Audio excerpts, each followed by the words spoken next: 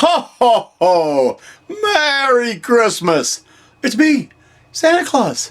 I'm here to read Chapter 4 of A Miracle on 34th Street. There it is. Now, if you haven't read the other chapters, you can always go back on the channel. I've marked each one, episodes 1, 2, 3, and it tells you what chapter each one of them are. So if you've missed a chapter or need to catch up, that's the best way to do that. In the meantime, though, today, we're going to read Chapter 4 of A Miracle on 34th Street. So are you ready? Okay, let's get started. Early the next morning, looking very smart and businesslike, Mrs. Walker entered her office at Macy's. There sat Chris, patiently waiting to see her. Doris was the personnel director of the store, and Mr. Shellhammer, head of the toy department, had suggested that Chris be given a permanent job as Macy's Santa Claus. For Chris had made a tremendous hit at the parade and the ceremonies which followed. He was by far the most authentic Santa Claus that they had ever found. Mr. Shellhammer was most enthusiastic. This man was incredibly convincing. He would boom the toys department sales immeasurably.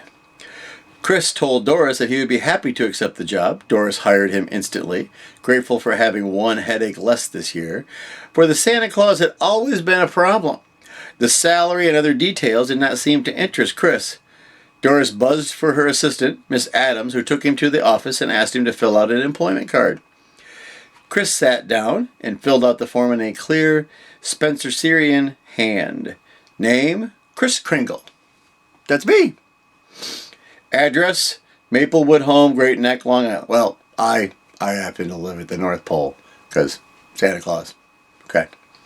Age, as old as my tongue and a little bit older than my teeth. Me too, yeah, because you're born with your tongue, but your teeth come in when you're a little older, so that was funny.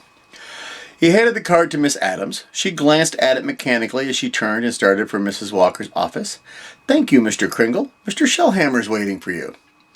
Mr. Shellhammer took Chris to the locker room to change into his Santa Claus outfit. While he dressed, Shellhammer handed Chris a list of the stock of the toy department. He had checked particular items which were to be pushed this year.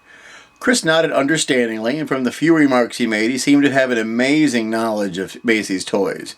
Mr. Shellhammer emphasized the fact that if a child asked for something they did not carry, Chris was to suggest an item that they wanted them to push. Mr. Kringle nodded silently, almost grimly. He knew exactly what Mr. Shellhammer meant. As soon as he left, Chris tore the list into very small pieces, which I would have done the same. Enthroned on the dais, with a long line of eager kiddies waiting to see him, Chris was really in his element. He loved every minute of it, and so did all of the boys and girls. There were many remarks among parents about how very real this Santa Claus seemed. Everything was perfect. Mr. Shellhammer looked out of his office and beamed happily. And what do you want for Christmas? Chris asked as a little boy climbed up on his ample lap. I want a fire engine, the youngster replied. The kind that's got real hoses that squirt real water, and I promise not to squirt it in the house, only outside in the yard.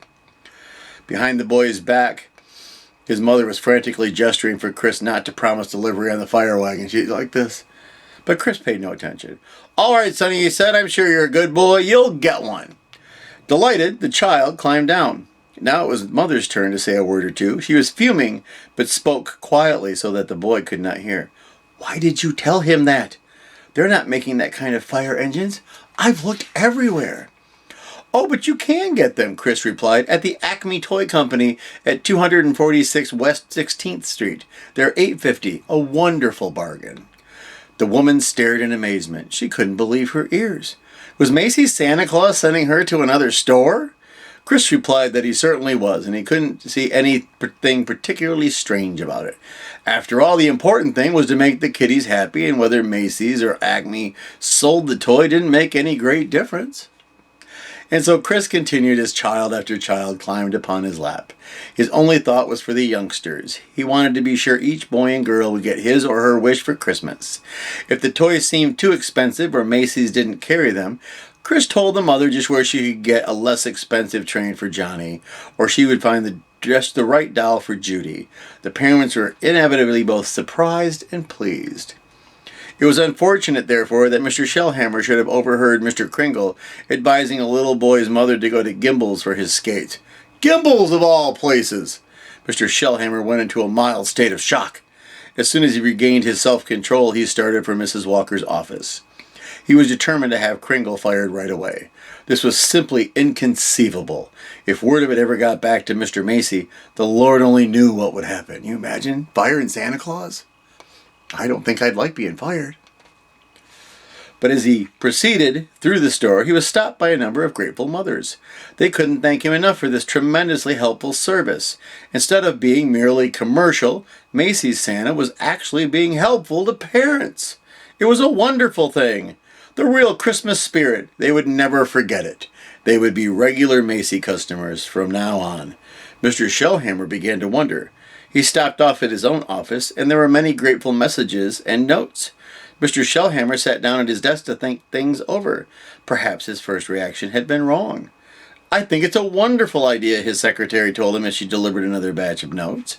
Oh, and we have another picture. It's "What do you want for Christmas?" Chris asked, and here's Santa Claus with the little boy and the mother. I do believe this is probably the fire engine boy.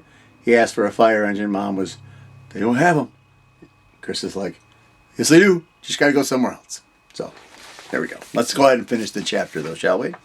Oh, it's going to end pretty quick here. "You think so, and the women think so," he said sadly. "But will Mr. Macy think so?" He looked beseechingly toward the ceiling, but the answer was not there. No, I don't see it either. All right, well, that is the end of chapter 4. Wasn't that great? Yeah, he's doing his job, taking orders from the kids. Yeah, that was great.